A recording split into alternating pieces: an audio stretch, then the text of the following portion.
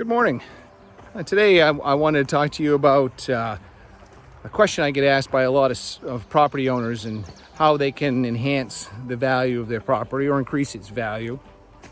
And this is one way I'm going to show you today that we're working on. This is a proposed subdivision of lots on a lake. I'm not going to disclose the location. We cannot legally offer these for sale until they get approved, if and when. We don't anticipate it'll be too difficult to get this done. We seem to be able to meet all the criteria, but before you jump into saying, hey, let's go out and split my land up into a bunch of lots and sell them off, there's a lot of stuff you need to know. Right now I'm walking on a trail that's a logging road. Eventually we're going to propose to bring this up to to be able to utilize it with approval from the town as a access road for the lots. Now, to develop your land, you need to spend money on a survey, soil tests, wetland studies. You may want to bring utility power in. All of these things cost quite a bit of money. So at the end of the day, you've got to look at what you anticipate you can sell the approved and developed lots for, minus your costs, and see if there's anything left over.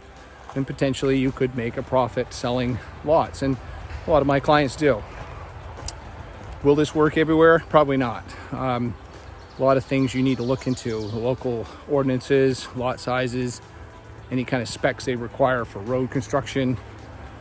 The list can go on. Don't start this until you plan it out, because at the end of the day, you could develop your property into lots and sell it for less profit than just selling it as a whole parcel. So let's take a look a little more of this project that we're working on, and got any questions, give us a call or put it in the comment section down below. On the lake shore of this property, which is in an undisclosed location right now, I can't offer these for sale until we receive final subdivision approval, if and when we do, and there's sometimes a risk that won't happen.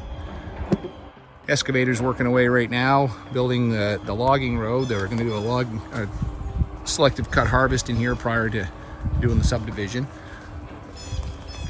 The lake shore here is wild Maine shorefront with sandy bottom, gravelly, rocky bottom. Part of developing a property is also improving the site for potential buildings. This is a heavily wooded site. There's definitely going to need some tree clearing in here for buildings, driveway construction. This particular client will probably rough in driveways on these lots, make them a little easier for people to visualize what they can do with them once they get here to see it. This all adds value, but it also costs money. So before you jump right into a subdivision, you probably ought to look at the costs involved: surveying, soil testing, wetland delineations, road construction, utilities. Are you going to run power to them or not? We are not sure if this is going to have power this time. We're looking at the cost of that and what it could do to the value of the property. So it may or may not have power, and that's often an option. Another thing you want to take into consideration is knowing the town that you're going to apply for a subdivision in. Without saying too many negative things about certain municipalities, there are certain towns in Maine that I think they've decided they really don't want much development, so they'll make it very difficult, if not impossible, to do a subdivision. So it's always a good idea to do a little inquiry before you start planning, just to see what kind of reception you're going to get at the local level. Make sure that the area decides they want that kind of development. And we're back up here on the road again, where the road will be.